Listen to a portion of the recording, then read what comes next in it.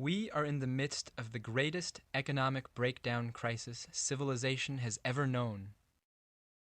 To lead the United States out of this crisis, we have supposedly been offered only two options for president, one crazier than the other, and both unfit for the job. Lyndon LaRouche has warned of this crisis repeatedly for decades. This occurs at a time where the world monetary financial system is actually now currently in the process of disintegrating. He recently promoted a strategy the United States government could adopt to stop the world's rapid descent into a new dark age, based on the best aspects of the United States history, of Lincoln and FDR, but it has fallen on deaf ears. No policymaker, and neither of the two supposed candidates for president has addressed what LaRouche has offered, despite massive support on the local and state level. Are these officials stupid, suicidal, or perhaps miseducated?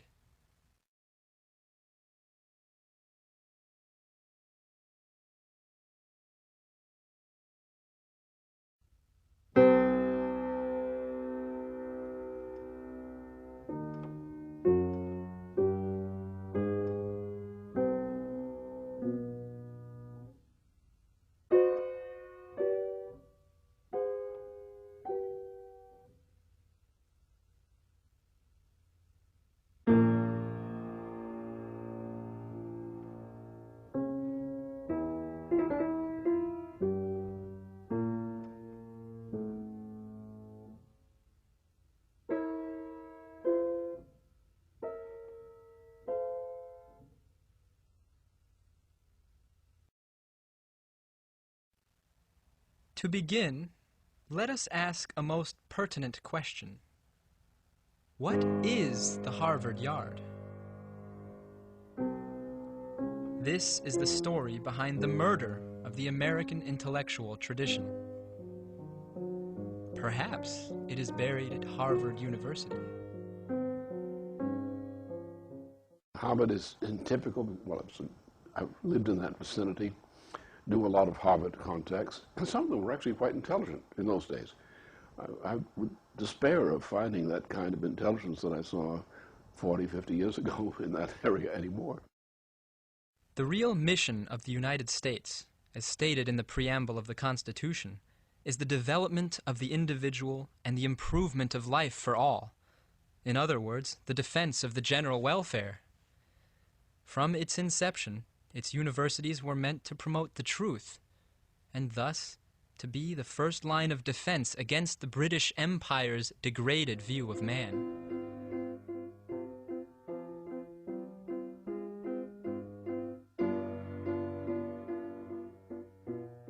And this, of course, was our tradition. It has been our tradition up to a very recent time.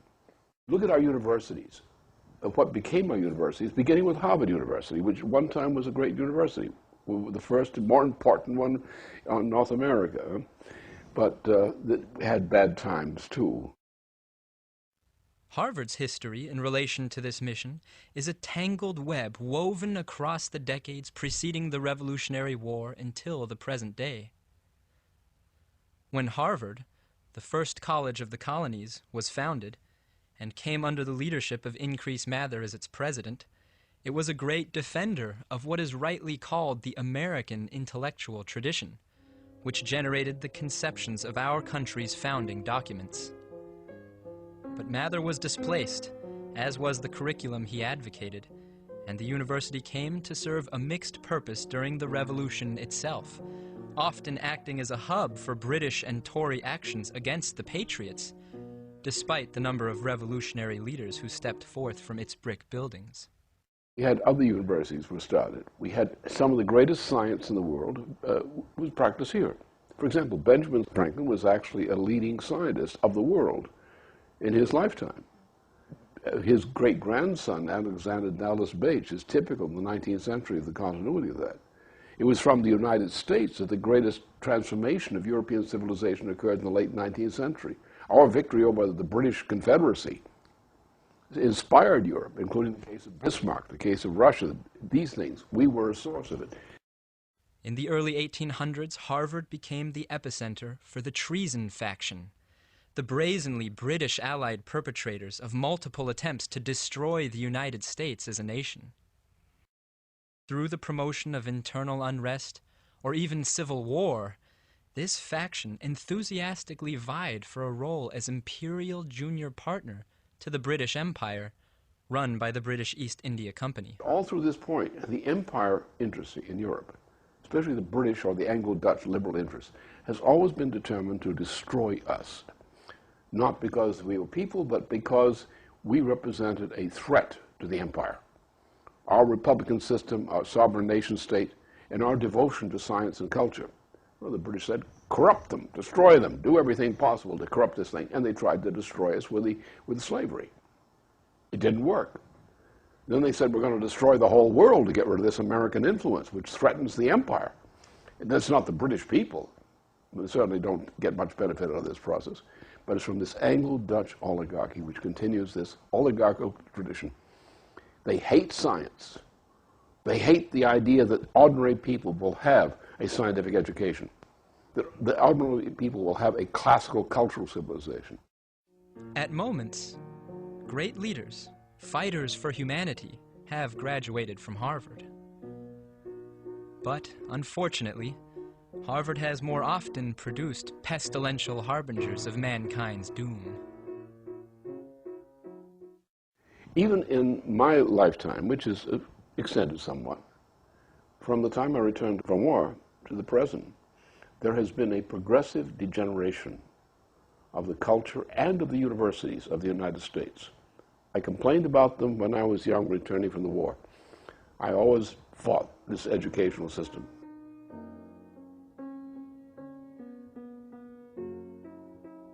In the latter half of the 20th century, Harvard outdid itself in graduating gutless men and women, some truly evil, who would go on to hold leading positions in our government as well as within the governments of foreign nations.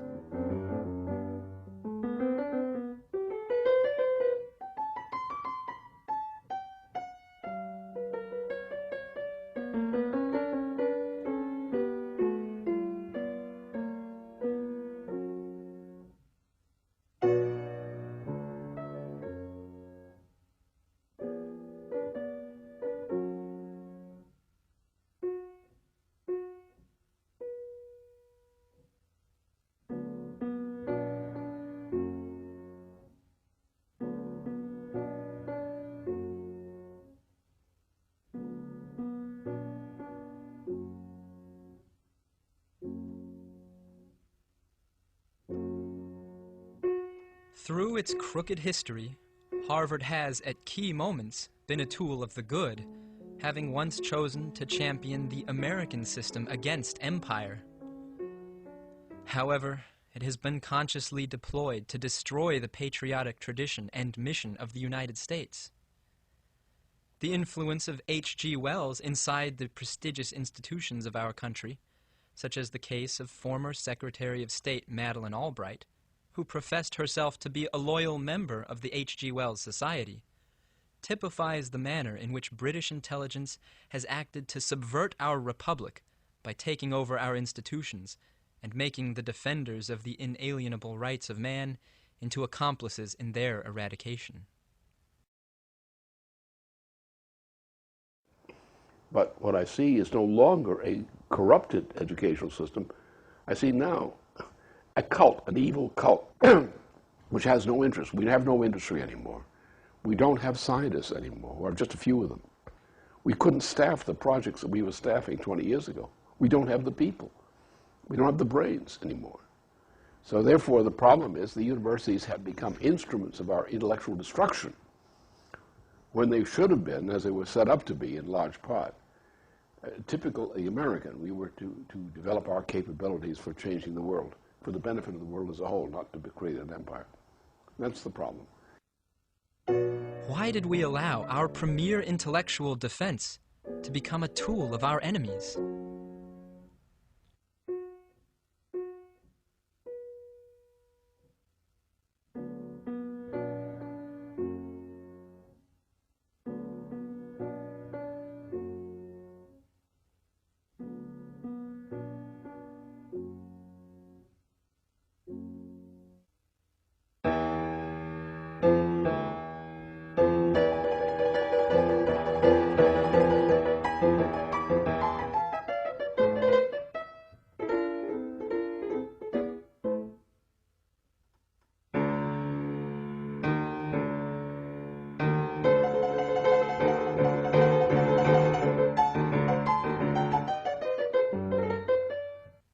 The idea of controlling a society by controlling the curricula at a handful of its leading universities, which then set the standard for all institutions, is not new. The precedent for this was the Royal Society's creation of the synthetic personality of Isaac Newton. If you take any physics class or mathematics class today in the universities, you'll run into sections which are attributed to the great genius of Newton. Nobody leaves these classes knowing anything about who Newton was or who Kepler was or who Einstein was or who any of these guys were. You just leave with a bunch of mathematical garbage in your head thinking, well, Newton must be the greatest mathematician in the universe, ever. It is still questionable whether Isaac Newton was a real person. What is not up for debate is that his associates attempted to plagiarize the results of Johannes Kepler's discovery of universal gravitation, and then packaged this crude act of plagiarism in a book with Newton's name on the cover. Absolutely no evidence was given in the book that Newton had discovered anything at all. He's not even capable of expressing in a clear way the philosophical views that he's credited with. All the places where you have an explicit discussion of the details and the logical consequences of so-called Newtonian philosophy are written by other people. A student reading the published works of Johannes Kepler can follow step by step how Kepler thought as he hypothesized the organizing principles of the solar system. However, the associates of Newton selected those few results from Kepler that could be written as neat mathematical formulas, and then arranged them as logical derivations from a few initial axioms. What is the gravitational force? If this is an object capital M, and you can think of this as being the Earth if you want to, and there is here an object little m, then I have to know what the forces are between the two. And this now is Newton's universal law of gravity, which he postulated.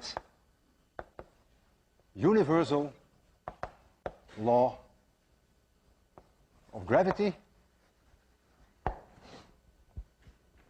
He says the force that little m experiences, this force, equals, I'll put a little m here and a capital M here, so it is little m experiences that force due to the presence of capital M, equals little m times capital M times a constant, which Newton in his days didn't know yet what that value was, divided by r squared, if r is the distance between the two.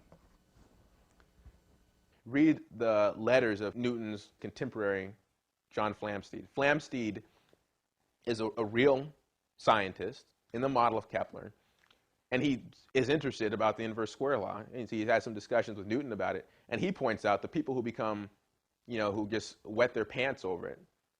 What modern professors do, the people who did that in Newton's time were all the people who hung around the court, not the scientists. Were all these fluffy people who were around kissing ass trying to get in good with some prince or some lord or somebody with position. They went crazy over Newton's ideas. The actual astronomers could do nothing with it. The Principia had no effect on observational astronomy. In reality, Newton's infamous inverse square law can be easily derived from Kepler's principles, and other principles well known by the late 17th century.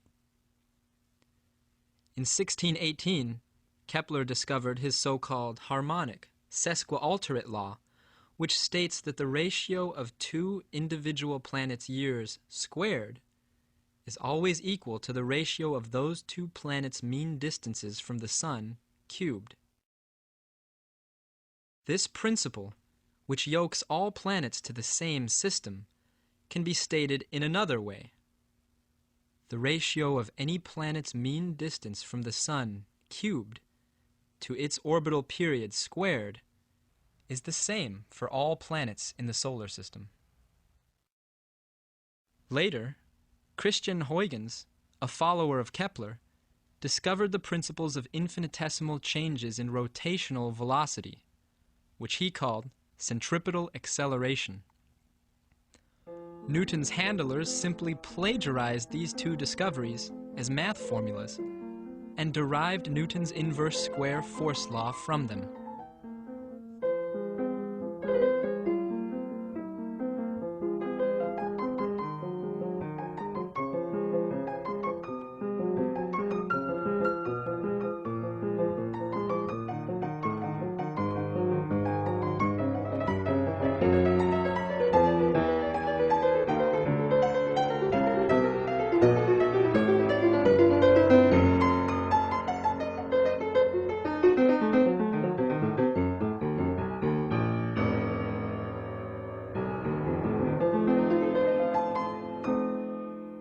There are no new hypotheses in Newton.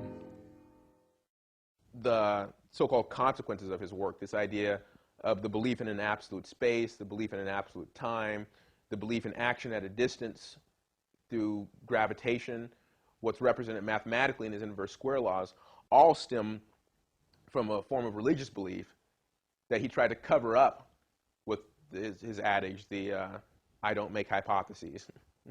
What it really meant was, I don't want to talk about my hypotheses because they're crazy as hell. The calculus was actually developed by the intellectual inspiration of the United States, Gottfried Leibniz. The evidence that Newton had independently created the calculus was supposedly tucked away in a trunk of papers which he had produced while a student at Trinity College. The contents of this trunk were to have vindicated Newton once and for all, to reveal his true genius for all the world to see. John Maynard Keynes, a bad economist and Newton worshipper, was able to purchase this trunk in the 1930s, and he delivered a lecture in the 1940s after investigating its contents. So he bought this trunk thinking that finally all the work going into the calculus by Newton we found it. It's in here. So he opens the trunk up. He actually gives numbers of pages. He says, I found 100,000 pages of work on pure alchemy. Alchemy and black magic. Actually, he calls it Babylonian magic. He says there's thousands of pages on biblical revelation, on biblical prophecy. Nothing on calculus. There's absolutely nothing on science in the trunk. And these were all of his notes and so forth that he was taking at Trinity University. So the question was raised in my mind, well, if this was everything that Newton was doing in his spare time, where is the science? The real Isaac Newton was not a scientist, but a Babylonian witch. The Newton myth was constructed in order to convince people that the universe were essentially unknowable, except to the high priests, who discover universal principles through a sort of divine revelation. The myth of Newton the scientist was propagated throughout Europe and into the American colonies in order to pollute the minds of all potential revolutionaries and crush the beginnings of the American intellectual tradition. You now realize that we are educated to be dummies because they want to make slaves of us. And the principle is explained nicely by Aeschylus in Prometheus Bound. There is a principle which he refers to as fire for the purposes of the drama. The principle which we would sometimes call energy flux density, but you can give another term to it, better term to it. It's actually going to a higher order of thinking. And a higher order of thinking in these terms as principle means that you go to a more efficient process, and you are getting something which from the standpoint of the teacher of thermodynamics would say is impossible. You actually get something, in terms of thermodynamic terms, you get something for nothing if you do it well. In the foreword to the Principia, a foreword which was written without Newton's knowledge, without Newton. This is something that was put together by Coates and Samuel Clarke, two of Newton's controllers. And in that, you can see what the actual philosophical, political intention of introducing this philosophy was, which was as an attack against the idea that there's something unique about the creative capabilities that exist in every human individual.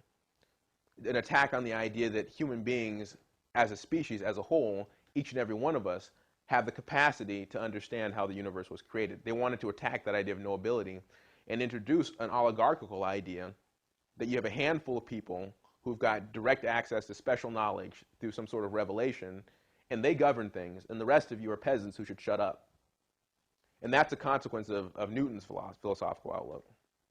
Like the first law, the second law only holds in inertial reference frames. Can the second law be proven? No. Do we believe in it? Yes. Why do we believe in it? Because all experiments and all measurements within the uncertainty of the measurements are in agreement with the second law. Now you may object, and you may say, this is strange what you've been doing. It's really presented as a fraud that, okay, well, Newton has freed science from all these metaphysical speculations. Newton has finally rid science of superstition, which was what came prior, Kepler's superstition, etc. But it's not true. Newton's entire philosophical outlook is premised upon a completely occult, completely superstitious, completely unknowable theological belief. Harvard was intended to be a defender of true revolutionary creativity in these United States of America against the psychological warfare waged by the British. Unfortunately, this is no longer the case. Today's academics believe that mathematical formulations have the power to shape physical reality. For example, Harvard astronomy professor Owen Gingerich, who is known as the international authority on Johannes Kepler, recently gave an interview where he revealed what he really thinks. The mathematics show that in this kind of model, there's no reason why you can't change the parameters and have other, quite different universes. And if you can show mathematically that they can be there, there's nothing to prevent them from actually being there. I think many people have a problem with that because it is hopeless to get in touch with any of these other universes. But I always have to pause and say, for a long time, Christians have been talking about a totally other universe that we don't have direct access to. And that's heaven, the hereafter, paradise, whatever. That's the expert of Kepler at Harvard. If you're one of the top professors at Harvard, you're known as the expert in your subject. You're the one that sets the standard for what's taught in the rest of the universities of the United States, and for a large part around the world also, because it's seen as our top university. Owen Gingerich and his ilk believe in the power of mathematical incantations, which conjure fearsome chimeras such as alternate universes. When organizers with the LaRouche Political Action Committee tried to discuss their work on Kepler with Gingerich, this Harvard professor claimed that scientific truth was less important to him than scientific consensus. For him, the validity of a hypothesis depends not on physical evidence, but on agreement between enough scientific gossipers. This mechanism of consensus is used today by the same oligarchical networks that used Newton to attempt to halt the spread of the creative ideas of scientists like Leibniz and Kepler. One of the mantras in faculties around academia and so forth is publish or perish, right? You got to publish your works, or else you're just going to fizzle out and you're not going to make it anywhere. So you publish a bunch, and then you'll be promoted, you'll get to go places, and you'll start to be put into Scientific American and Discover magazine and Nature magazine and so forth. The issue is that in order to get published, your paper has to go before the peer review. Who knows how they're selected? Supposedly it's a democratic process, but it's more of a process of selecting priests for some type of a witch's coven or something like that. These priests look at your paper and, once again, make sure that you're not saying anything that's going to challenge the ideas that are appropriate for a slave society. The modern university performs two functions. One is to manufacture debt slaves, who today owe upwards of $350 billion. Harvard, for example, is estimated to cost about $50,000 a year for an undergraduate. Therefore, the average cost of a degree from Harvard is $200,000. A degree is supposed to be the student's pass to financial and social success later in life. But since the world economic system is dead, that is currently an impossible goal. Nonetheless, we are told that future employability and social opportunities are directly proportional to the debt accrued through education. Thus, the student is trapped and willingly submits to a process that ultimately imprisons his mind. This is how the university achieves its second, more insidious function: to monitor and control which ideas are accepted by society, to act as an intelligence operation. At each level of education, the method of instruction and the requirements for advancement are designed to prevent the average person from making creative breakthroughs. You know, a kid graduates from college as an undergraduate, gets his BS degree, and decides that he wants to go on for higher education. And let's assume that this student is actually excited about ideas, wants to make discoveries, and was somewhat excited by what he learned as an undergraduate, regardless of the fact that most of it was bunk, but he's excited about the idea of learning new ideas. Gets to graduate school and finds very quickly that what he's learning is not how to make new discoveries, but how to transform what are actual discoveries into derivations from already known axioms and postulates and definitions and so forth. So the totality of this poor, potentially creative kid's life in a graduate school is learning how to take real discoveries and destroy them. What price is too high to pay for a degree?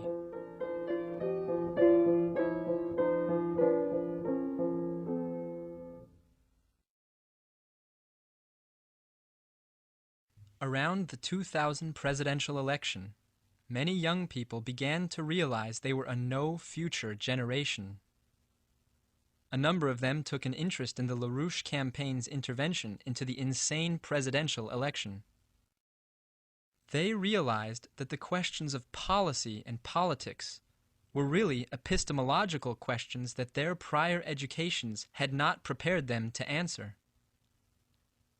In fact, they found that those who had experience with the modern university system had to overcome its crippling effects on their ability to think.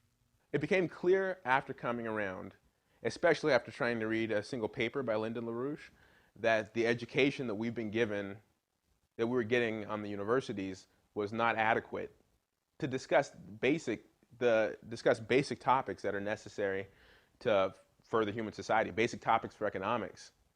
As he goes through this entire historical scientific arc that's required to make the point he's trying to make, you realize that that's just a void for the majority of our generation, no matter how, what quality of education you thought you were receiving.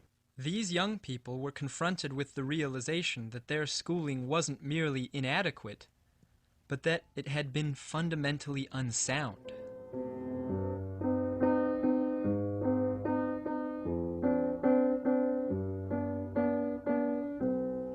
They saw that the degrees for which they had borrowed thousands of dollars, and for which their peers continued to borrow, were merely emblems of a person's willingness to submit to standard doctrine.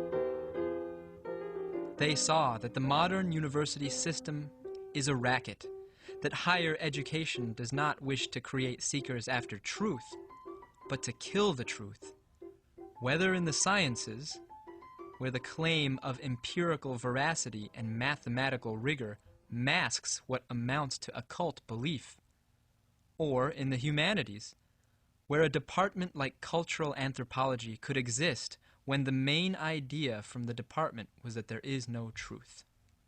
I actually shopped a sociology class, Soc 1, And the first day of class, the professor's main point was to try to, disabuse anyone in his class who believed that anything was knowable by having them try to come up with examples of things that were true, and he would somehow try to say that they were actually just a societal norm.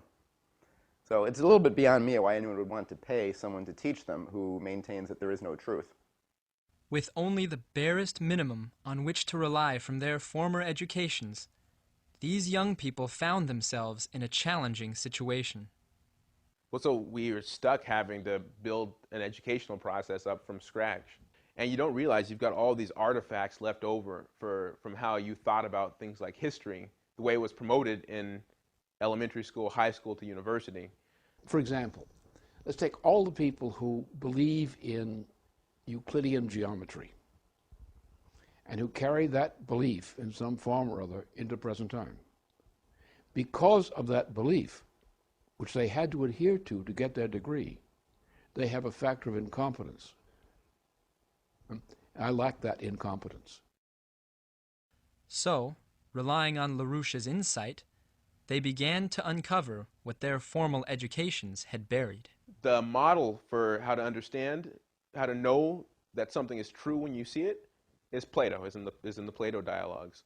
So that became an absolutely crucial part of the development of the youth movement, was having these Plato readings on Sunday, where you're really working through not the facts of the dialogue.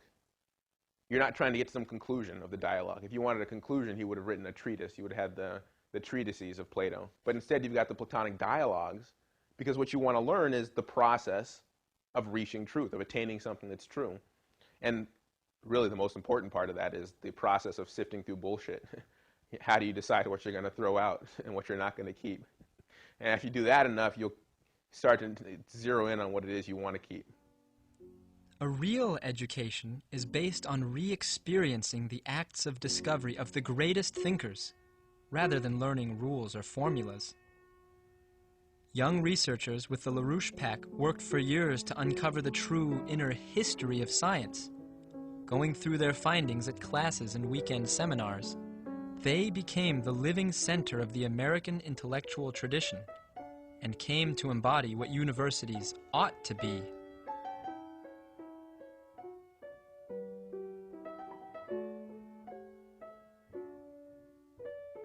After a period of youthful intellectual investigation, LaRouche defined a narrow path, stressing the need to have a coherent comprehension of the internal development of science, starting from the Pythagoreans, through Kepler's discovery of universal gravitation, Gauss's discovery of the orbit of the asteroid Ceres, culminating with Riemann's investigation of physical hypergeometries.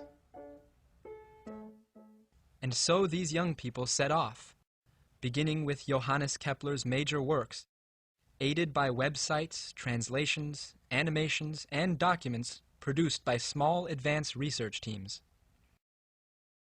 The first in-depth work was on Kepler's two major books, The New Astronomy and The Harmony of the World, where Kepler elaborates his discovery of universal gravitation, thus creating modern scientific practice.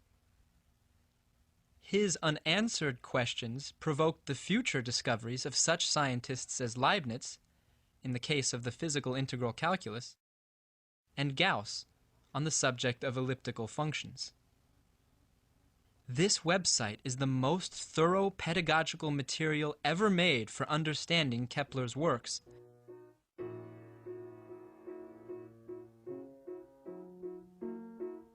It was linked to by NASA's website.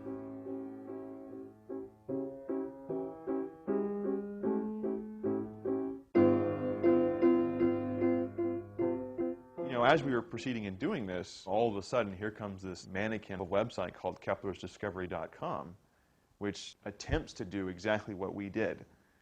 But it's really a farce, it's a plagiarism, and it's wrong. A lot of the animations and the things they go through are just wrong. This website was an obvious fraud. Every image on it specifically related to Kepler's works was copied from the WLYM.com website.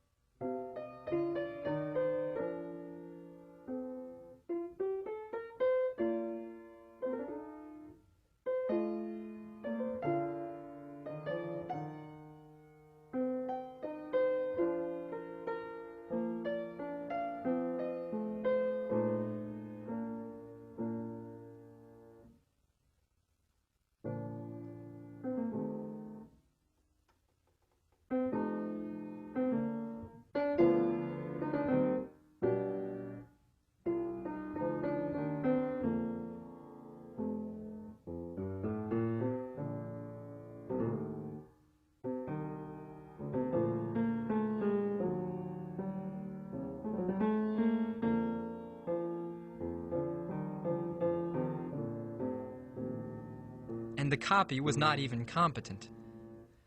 Their complete lack of understanding shone through. Kepler wrote the New Astronomy on a subject which was a serious field of debate between the systems of Ptolemy, who puts the Earth at the center, Copernicus, who, as everyone's familiar, puts the sun at the center, almost, and another man not so familiar today named Tycho Brahe, who had the planets moving about the sun and the sun moving about the body of the Earth. Now, Kepler was a Copernican, but he does not begin the New Astronomy by laying out reasons why Copernicus's system was geometrically superior. Instead, he proves that all three of them can have their parameters adjusted to be completely geometrically equivalent, meaning that as they were understood up to his day, there would be no observation you could ever make that would determine which of the three was correct. The way the WLYM.com website explains that is to make actually identical geometric motions in the Ptolemaic, Copernican, and Tycho Brahe forms. They're then laid side by side to demonstrate that the motion is equivalent. And there's an interactive animation as well where you can move between the three to get a real sense in your mind of the geometrical equivalence between them.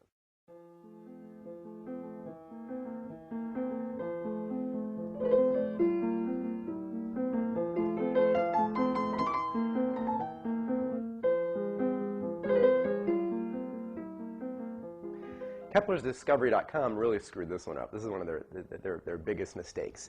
Every one of the three systems is an error. The Ptolemaic system lacks the sun, which is important because that dictates how the epicycle is rotated. The Copernican system, they put a double epicycle on here, which makes the eccentricity completely unequivalent to the Ptolemaic one. And the Tycho Brahe one, they made a mistake that even a typical Wikipedia contributor probably would not have made, which is that they made Mars's orbit smaller than the orbit of the sun around the Earth. Amazing incompetence. Then in no way do they address the fact that they're actually equivalent, but they simply write, after showing these three incompetent animations, that Kepler showed that they were equivalent within a hair's breadth. A perfect example of stating something without forcing belief through an actual demonstration that creates knowledge in the mind of someone working through the website. If you didn't already believe that on your own, there'd be nothing compelling whatsoever in the website to make a case for that.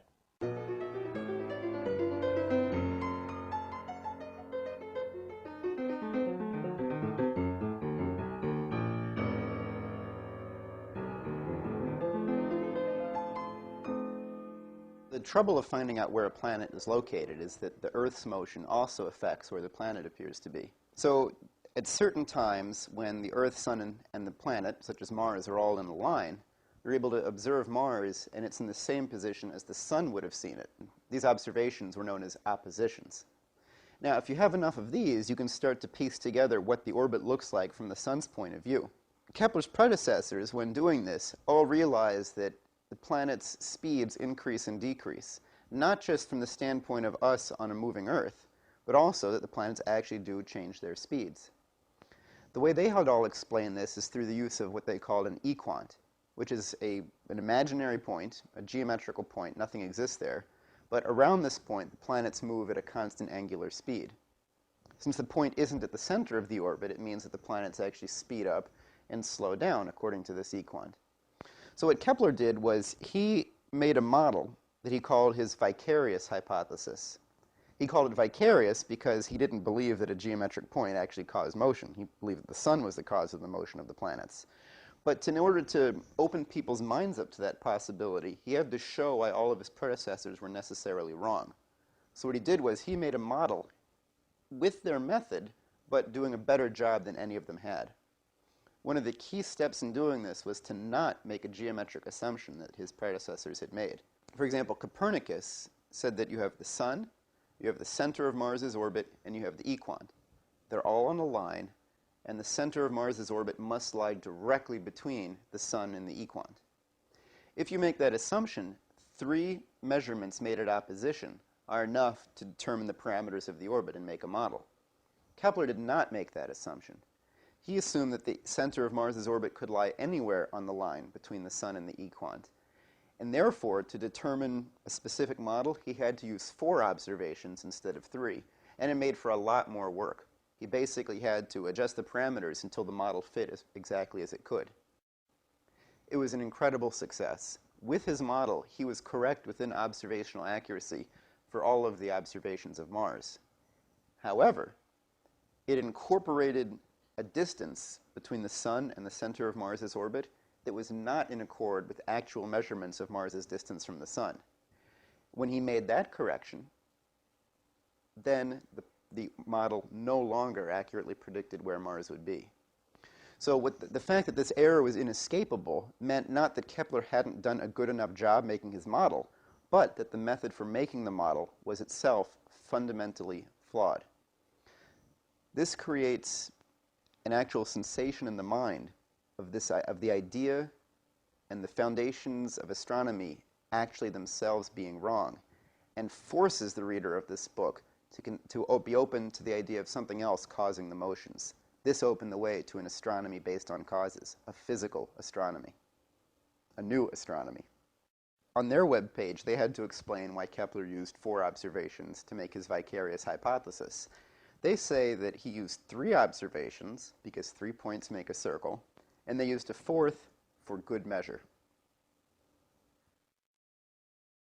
This plagiarism was politically motivated. It was perpetrated for the same reasons that Newton was created. This fraud could only be accepted because modern education simply passes stories down from teacher to student.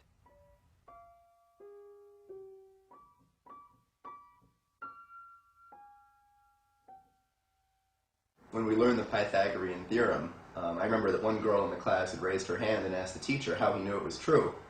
And his response was that that's what he had learned in school. I think that seems to continue. The education system, the academic education system, has a lot to defend. They're probably terrified of what we're doing because it really shakes the very foundations on which, you know, every single university education system is structured upon, which is this empirical method. It's radical empiricism, logical positivism. Kepler breaks the back of all of that. And I think they're probably terrified of that.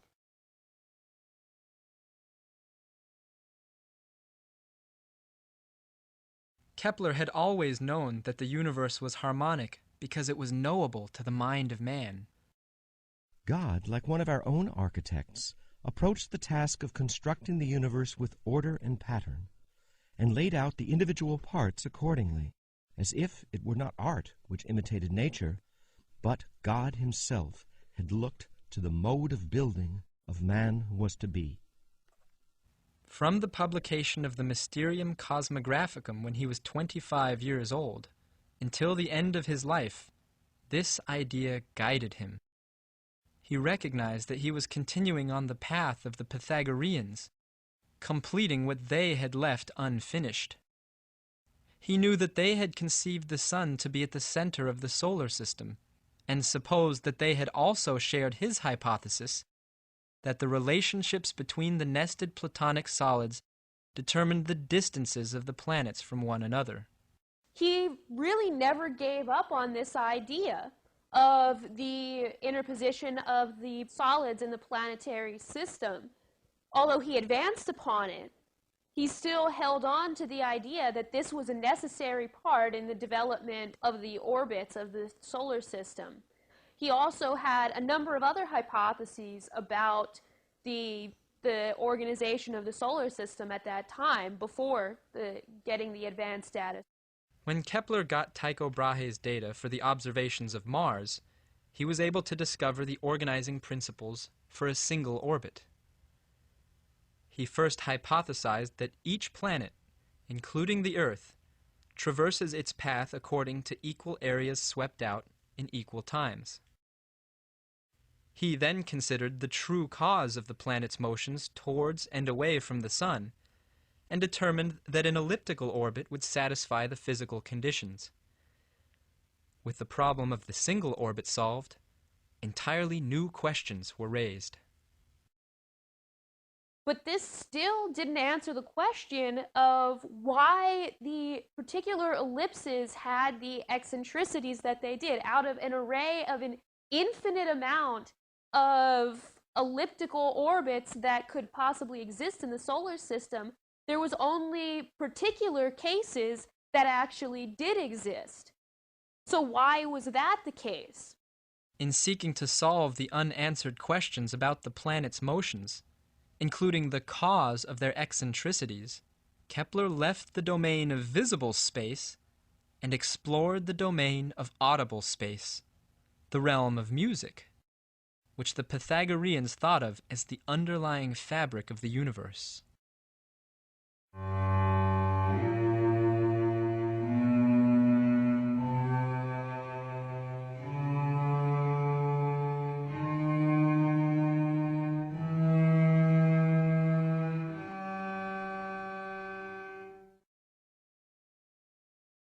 He first examines and does an exhaustive examination of the boundaries of visual space, of geometry, that is plane geometry. He does the same thing with solid geometry, then extends that into the musical domain, extends that into the auditory domain, and examines all these characteristics of space.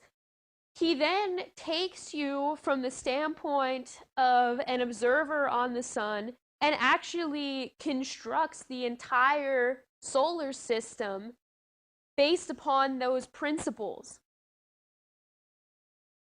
He conceived of the sun as a composer, the generator of the harmonic relations among the planets, and thus sought for the harmonic proportions in the fastest and slowest angular velocities of each planet as seen from the sun. For example, on the day Mars is closest to the sun at perihelion, it would appear to traverse a 38-minute arc in the sky. On the day it is farthest from the sun at aphelion, it would appear to traverse a 26-minute arc in the sky. The ratio between these is almost the ratio 2:3.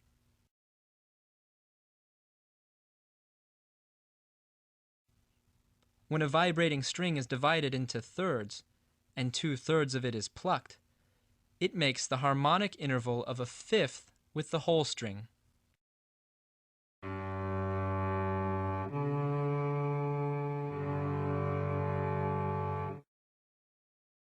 Kepler found each pair of planetary extreme motions corresponds to a different harmonic interval. And this is what Kepler finds towards the end of his life, that the reason for the eccentricities being the way that they are was so that an observer on the sun could actually discover that the entire solar system was arranged in such a way that both the major and minor mode in music, that is the major and minor modes that we find in classical composition, are expressed through the eccentricities of the orbits, through the motions of the planets at the extremes of their orbits, at their apsides, at their perihelion and aphelion.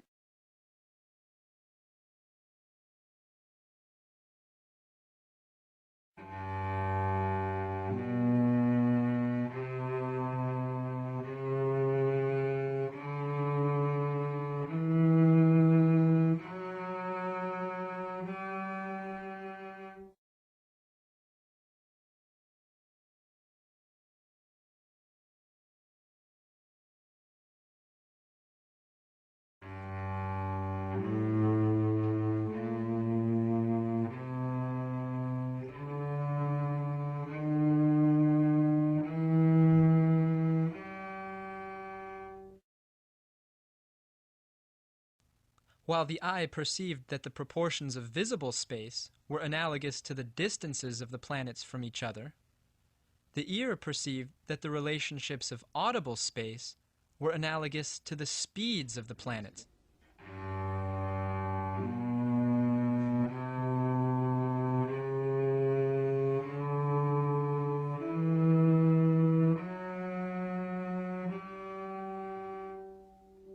The mind then had to conceive of the juxtaposition of these two senses, of sight and hearing, to perceive the relations among the speeds and distances of all the planets together. This was Kepler's discovery, the culmination of his life's work. He discovered gravitation as the harmonic, unifying principle underlying the relations among all the bodies in the universe, just as a musical idea unifies multiple voices, singing seemingly radically differing lines in a complex polyphonic choral piece to a single effect.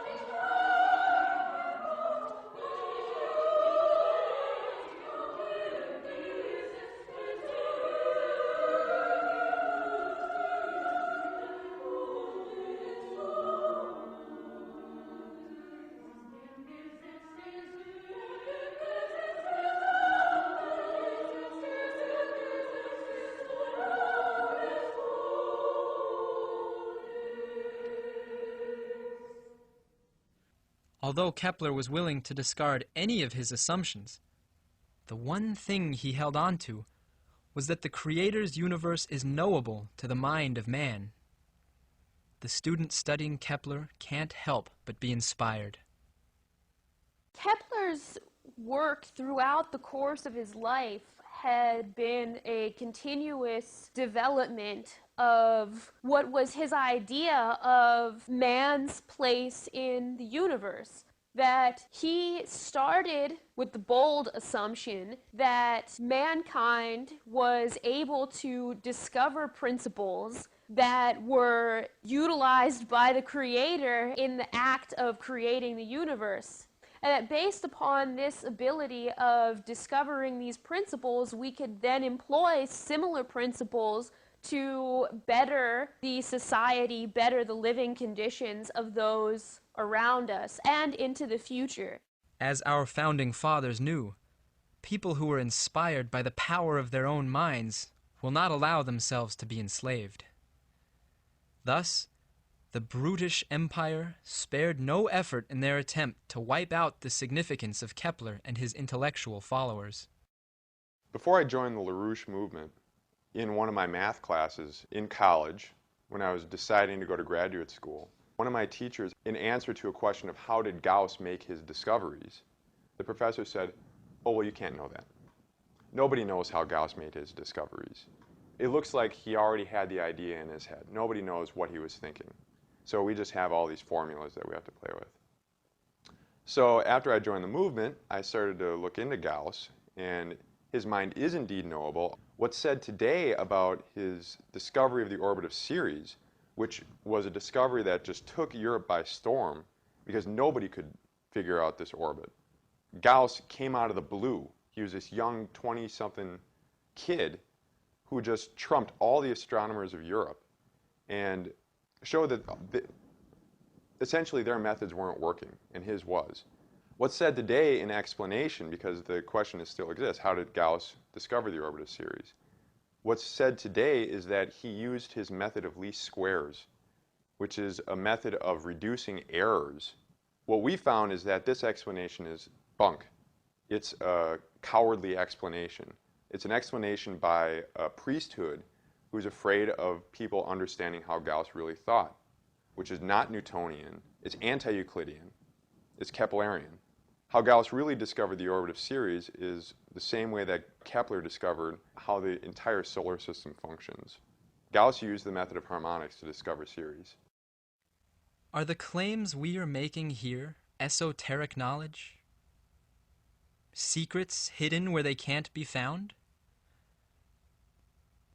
How would a curious student independently verify our claims? It's all available online. If people were serious, part of the problem now is just there's no serious research done on anything. The assumption is that everything you need to know exists somewhere in a textbook. The official line, well, it wouldn't have made it this far as the official line if it wasn't true, would it? I mean, everybody wouldn't say it if it weren't true, would they? Every biography I've ever read said this. That must make it true, mustn't it? All my professors say this is the case. All my professors say Newton is a genius. That must make it true. I mean, a quick look at Newton's contemporaries, and all that's available, all that exists, all the quotes are there. Most of it. I wouldn't suggest people look online for most things, but much of it exists online in digitized format, the original sources that people can read for themselves. We are each given only one life. Why would we waste it on fairy tales about sorcerers when the real universe is so much more interesting and our minds so potentially powerful? Why would a person who prided himself on his intelligence allow our society to disintegrate, allow our civilization to be imperiled, allow the tragedy of the current moment to unfold before his eyes?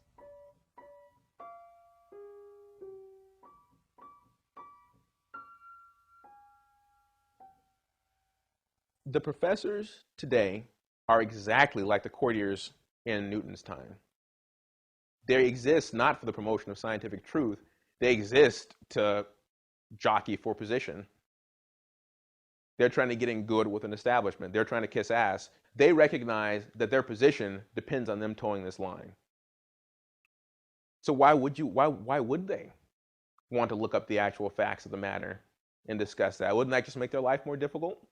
Same thing, most students of science. It wouldn't be hard for them to look up the evidence that we've presented on Newton's case. They don't want to because it would make their life more difficult. To have to consider that would mean that they'd have to talk about that. To have to talk about that would mean that they'd face the repercussions of talking about that. And the repercussions mean they lose their job, they lose this and that. It's a fear of the establishment which has a greater hold on them than any love of truth. And because of that, they're not scientists and never will be.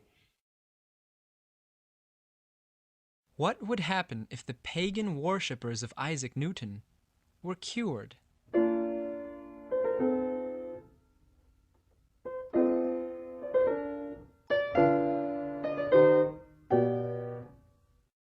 Powerful institutions, such as the British Empire in particular, would disintegrate for loss of self-confidence if the truth concerning the facts of Kepler's discovery were generally acknowledged among academics and related professionals. Or, to put the point in another way, religious faith in that Olympian Zeus, who is the putative father of all European imperialism, would evaporate. The high priests of Babylon would fall, and the entire system of belief associated with the British system and its antecedents would crumble forever, as if before one's eyes. It's a fear of the establishment which has a greater hold on them than any love of truth. And because of that, they're not scientists and never will be.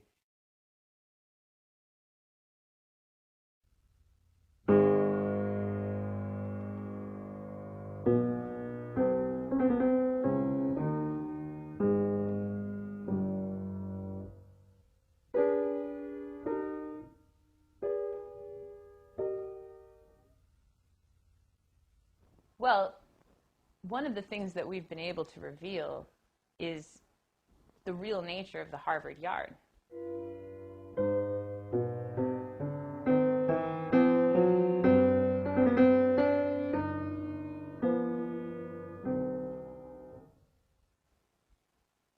It's only 2 inches.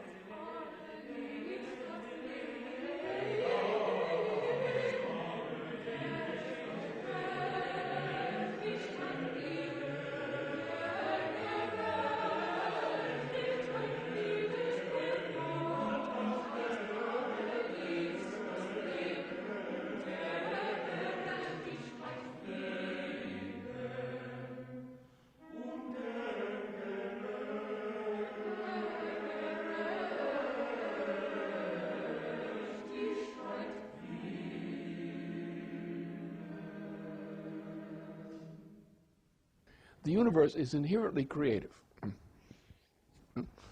And we have got to catch up with the culture of the universe in which we live.